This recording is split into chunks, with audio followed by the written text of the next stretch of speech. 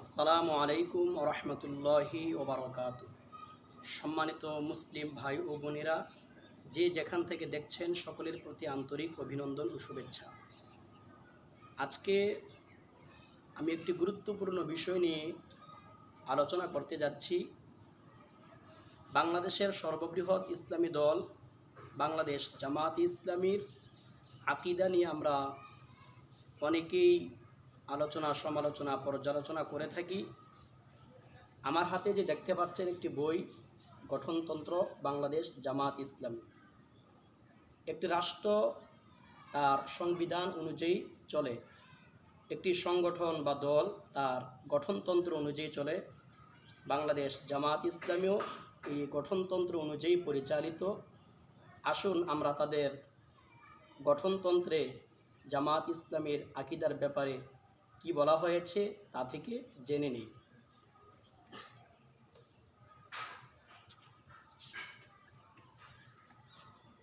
প্রথম অধ্যায়, গঠনতন্ত্র, পৃষ্ঠা নং ৮।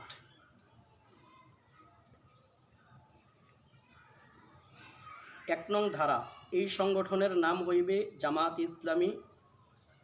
ইহার কেন্দ্রীয় দফতর বাংলাদেশের রাজধানী ঢাকায় অবস্থিত হইবে। ২ নং ধারা, ঈমান ও আকিদা, অর্থাৎ ঈমান এবং আকিদার ব্যাপারে জামাত ইসলামীর অনুসারীগণের আকিদা কি সেই ব্যাপারে এখানে আলোচনা করা হয়েছে। কোরআন এবং সহিহ হাদিসে নির্দেশিত ঈমান ও আকিদাই জামাত ইসলামীর অনুসারীগণ পোষণ করিয়া থাকেন, যাহার মূল কথা হইল লা ইলাহা ইল্লাল্লাহু মুহাম্মাদুর রাসূলুল্লাহ, অর্থাৎ আল্লাহ তাআলা ব্যতীত কোনো ইলাহ নাই, মুহাম্মদ সাল্লাল্লাহু আলাইহি ওয়াসাল্লাম আল্লাহ তাআলার রসুল।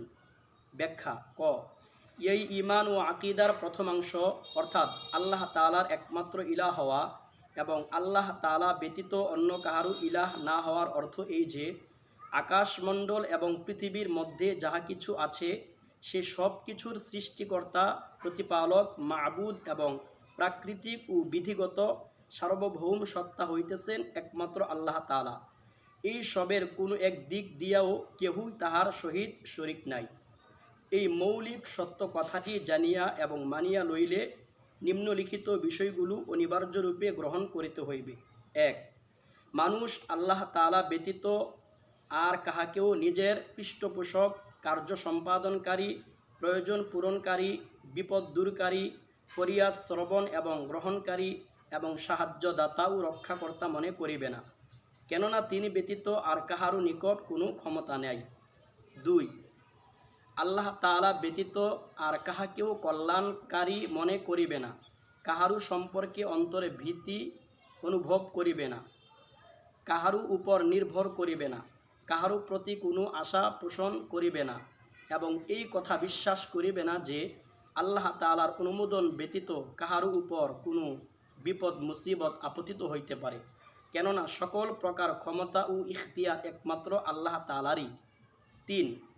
আল্লাহ তাআলা ব্যতীত আর কাহারও নিকট দোয়া বা প্রার্থনা করিবে না, কাহারও নিকট আশ্রয় খুঁজিবে না, কাহাকেও সাহায্যের জন্য ডাকিবে না এবং আল্লাহ তাআলার ব্যবস্থাপনায় কাহাকেও এতখানি প্রভাবশালী বা শক্তিমান মনে করিবে না যে তাহার সুপারিশে আল্লাহ তাআলা ফয়সালা পরিবর্তন করিতে বাধ্য, কেননা তাহার রাজ্যে সকলেই ক্ষমতাহীন প্রজা মাত্র।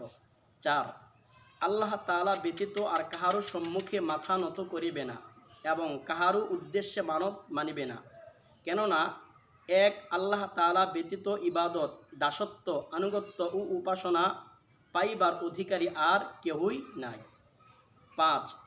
আল্লাহ তাআলা ব্যতীত অপর কাহাকেও বাদশাহ, রাজাধিরাজ ও সার্বভৌম ক্ষমতার মালিক মানিয়া লইবে না, কাহাকেও নিজস্বভাবে আদেশ ও নিষেধ করিবার অধিকারী মনে করিবে না, কেননা স্বীয় সমগ্র রাজ্যের নিরঙ্কুশ মালিকানা ও সৃষ্টি লোকের সার্বভৌমত্বের অধিকার আল্লাহ তাআলা ব্যতীত অপর কাহারও নাই।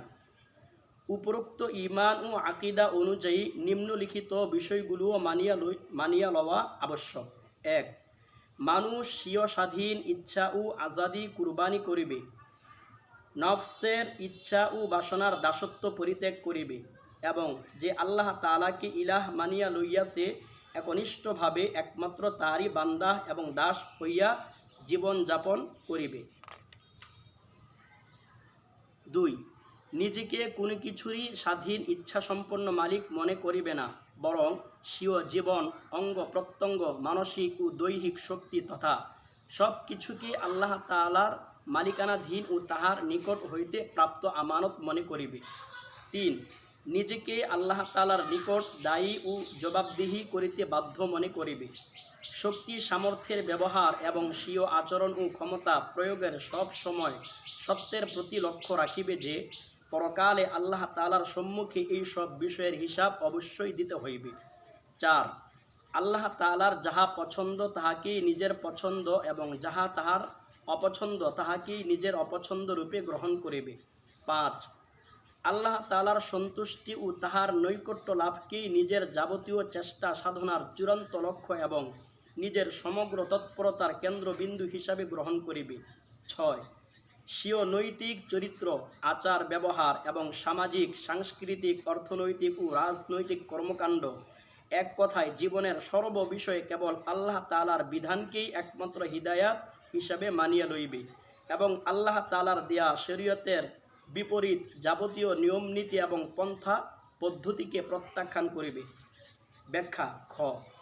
এই ঈমান ও আকীদার দ্বিতীয় অংশ হযরত মুহাম্মদ সাল্লাল্লাহু আলাইহি ওয়াসাল্লাম আল্লাহ তাআলার রসুল হওয়ার অর্থ এই যে বিশ্বের একমাত্র বাদশাহ আল্লাহ তাআলার পক্ষ হইতে বিশ্বের সকল মানুষের প্রতি সর্বশেষ নবী মুহাম্মদ সাল্লাল্লাহু আলাইহি ওয়াসাল্লামের মাধ্যমে একমাত্র নির্ভুল হিদায়াত ও আইন বিধান প্রেরিত হইয়াছে এবং এই হিদায়াত ও আইন বিধান অনুযায়ী কাজ করিয়া পূর্ণাঙ্গ বাস্তব নমুনা কায়েম করিবার জন্যই মুহাম্মদ সাল্লাল্লাহু আলাইহি ওয়াসাল্লামকে নিযুক্ত করা হইয়াছে। যাহারা এই পরম সত্য ও প্রকৃত বিষয়কে জানিয়া ও মানিয়া লইবেন তাহাদের কর্তব্য হইবে। 1. হযরত মুহাম্মদ সাল্লাল্লাহু আলাইহি ওয়াসাল্লামের নিকট হইতে যেই হিদায়াত ও আইন বিধান প্রামাণ্য সূত্রে পাওয়া যাইবে তাহা দ্বিধাহীন ও অকুণ্ঠ চিত্তে গ্রহণ করা। 2.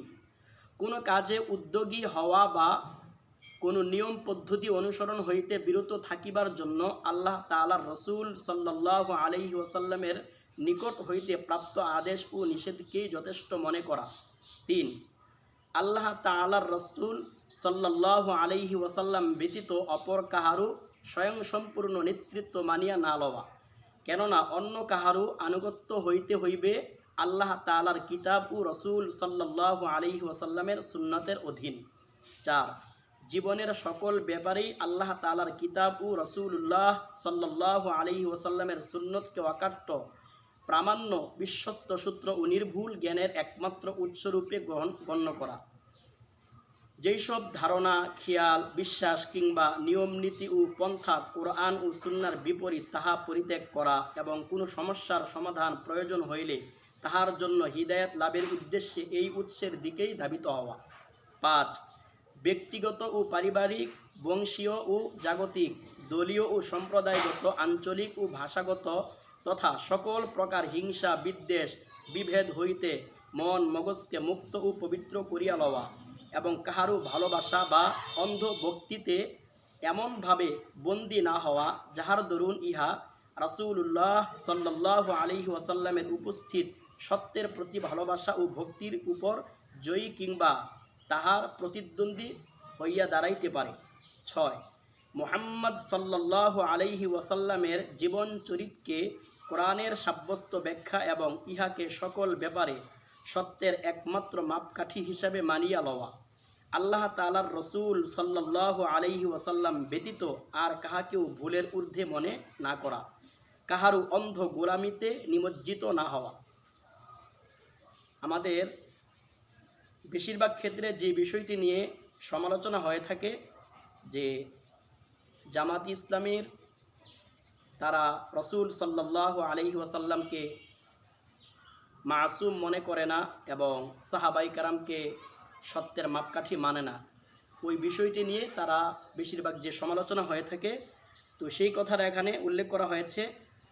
আল্লাহ তাআলার রাসূলুল্লাহ সাল্লাল্লাহু আলাইহি ওয়াসাল্লাম ব্যতীত আর কাহাকেও ভুলের ঊর্ধ্বে মনে না করা, ভুলের ঊর্ধ্বে মনে না করা, কাহারও অন্ধ গোলামিতে নিমজ্জিত না হওয়া, বরং প্রত্যেককেই আল্লাহ তাআলার দেওয়া এই মাপকাঠিতে যাচাই ও পরখ করিয়া যাহার যেই মর্যাদা হইবে তাহাকে সেই মর্যাদা দেওয়া।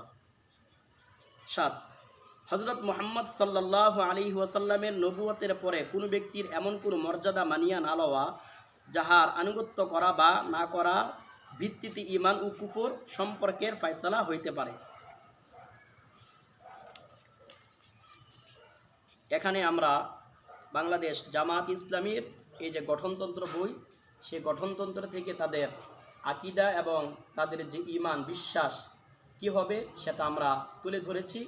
আশা করি আমরা যারা সমালোচনা করি যে তারা তাদের আকীদায় ভুল আছে, এই সমস্ত বিষয় নিয়ে আমরা যারা সমালোচনা করি, আমরা সকলের প্রতি উদাত্ত আহ্বান রাখব, আসুন আমরা সত্যটা জেনে তারপরে যদি কোনো ভুল দৃষ্টিতে পড়ে আমরা তাদেরকে অবগত করলে অবশ্যই তারা সংশোধন করবে, কারণ তাদের একমাত্র লক্ষ্য উদ্দেশ্য হচ্ছে ইনসাফের ভিত্তিতে আল্লাহর জমিনে আল্লাহর দ্বীন বাস্তবায়ন করা। এই জন্য আমরা সকলেই বাংলাদেশ জামাত ইসলামীর গঠনতন্ত্র পড়ার জন্য আহ্বান করছি।